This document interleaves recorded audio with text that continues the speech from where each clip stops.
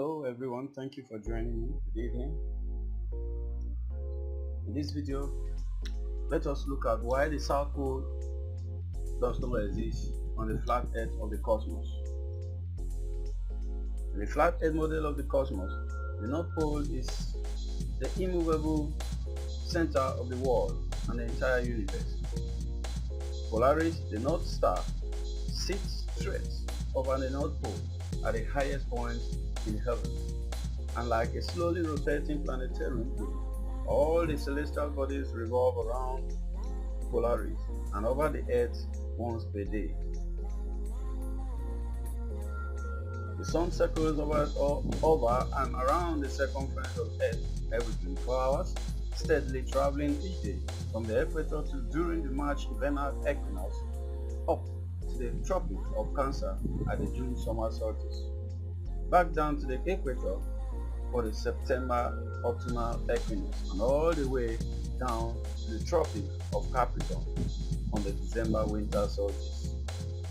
In the flat earth model, the South Pole does not exist at all, and Antarctica is instead a gigantic ice wall extending the circumference of Earth, holding in the oceans like a giant ball. As strange as this concept may sound at first, it is a fact that if you set a peering view south from anywhere on Earth, inevitably at or before 78 degrees southern latitude, you will find yourself face to face with an enormous ice wall towering 100 to 200 feet in air, extending to the east and west the entire circumference of the world. The ice barrier so frequently referred to in accounts of the Antarctic region is the forefront of the enormous glacial covering, or ice cap, which accumulating in vast undulating fields from the heavy snowfall and ultimately attaining hundreds, if not thousands, of miles of feet in thickness, creeps from the continent of Antarctica into the polar sea. The ice barrier, yet a part of the parent ice cap, presents itself to the navigator who has boldness enough to approach it, fearful as a solid perpendicular wall of marble-like ice ranging from 1,000 to 2,000 feet thickness, of which from 100 to 200 feet rises above, and from 800 to 1,800 feet sinks below the level of the sea.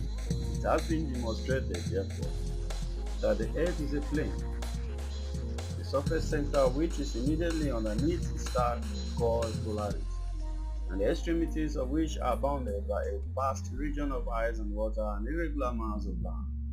The whole terminates in fog and darkness, where snow and driving hail, piercing sleet, and boisterous winds, falling storms, madly mountain waves, and clashing icebergs are almost constant.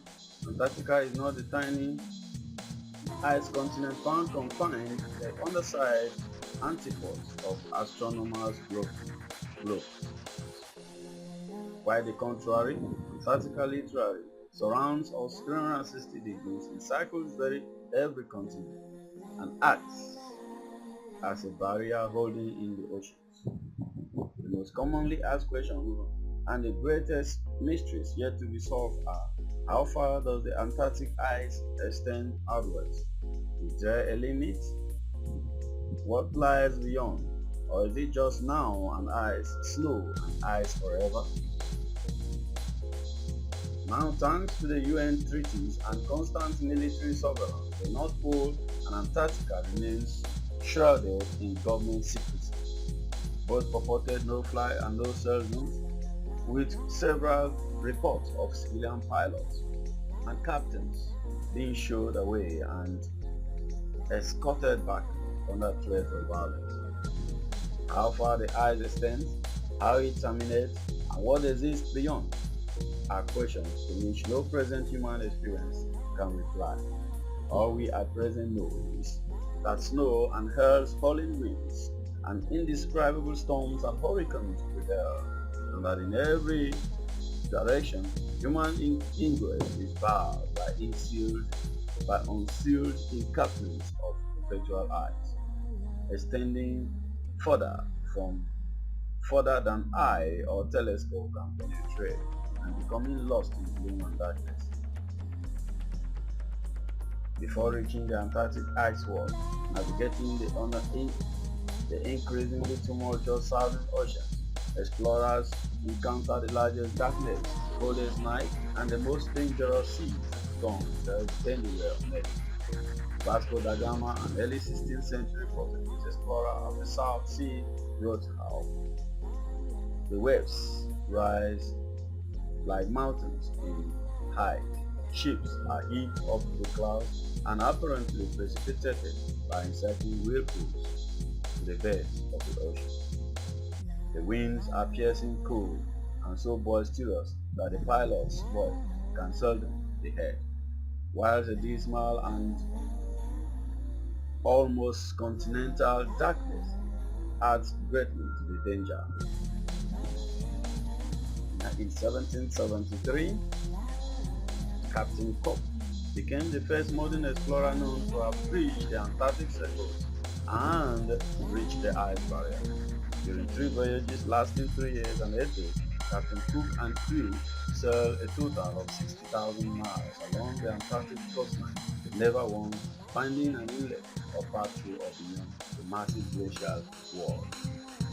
Captain Cook wrote, "The ice extended east and west far beyond the reach of our sight, while the southern half of the horizon was illuminated by rays of light, which were reflected from the ice to a considerable height. It was indeed my opinion that this ice extends quite to the pole, or perhaps joins some land to which it has been fixed since creation." On October 5, 1839, another explorer, James Clark Ross, began a series of Antarctic voyages lasting a total of 4 years and 5 months. Ross and his crew sailed 2 heavily armored warships thousands of miles, losing many men from hurricanes and ice waves, looking for an entry point beyond the southern glacial wall.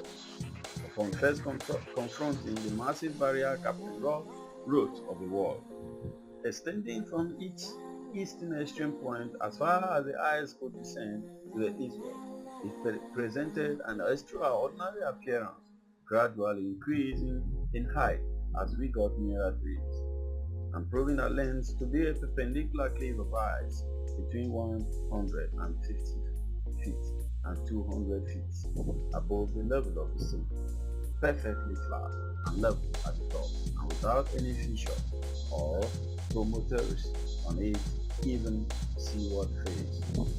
We might, with equal chance of success, try to sail through the cliff of Dover as it presents such amounts. Yes, but we can circumnavigate the south easily enough.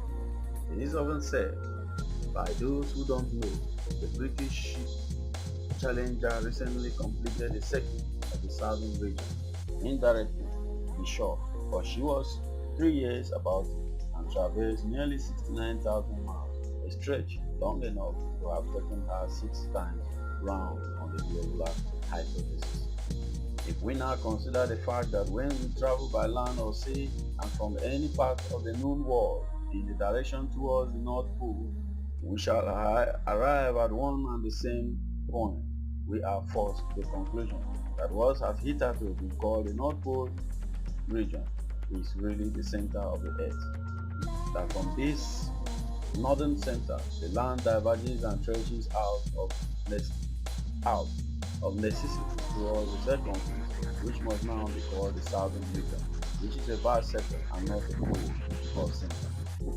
In these and other ways, all the great navigators have been frustrated in their efforts and have been more or less confounded in their attempt to sail around the Earth upon or beyond the Antarctic Circle. But if the southern region is a pole or center like the north, there would be little difficulty in circumnavigating it, but the distance round would be comparatively small. When it is seen that the Earth is not a sphere but a plane, having only one center, the north, and that the south is a vast icy boundary of the world. The difficulties experienced by circumnavigators can be easily understood. If the Earth were truly a globe, then every line of latitude south of the equator would have to measure a gradually smaller and smaller circumference the further south travels. In other words, the circumference at 10 degrees south latitude will comprise a smaller circle than at the equator 20 degrees south latitude. It would comprise a circle smaller than 10, and so on. If, however, the Earth is an extended plane, then every line of latitude south of the equator will measure a gradually larger and larger circumference the further south travels. 10 degrees south latitude will comprise a larger circle than the equator. 20 degrees south latitude will comprise a circle larger than 10 degrees, and so on. Likewise, if the Earth were a globe, lines of longitude would bubble out at the equator while converging at both poles.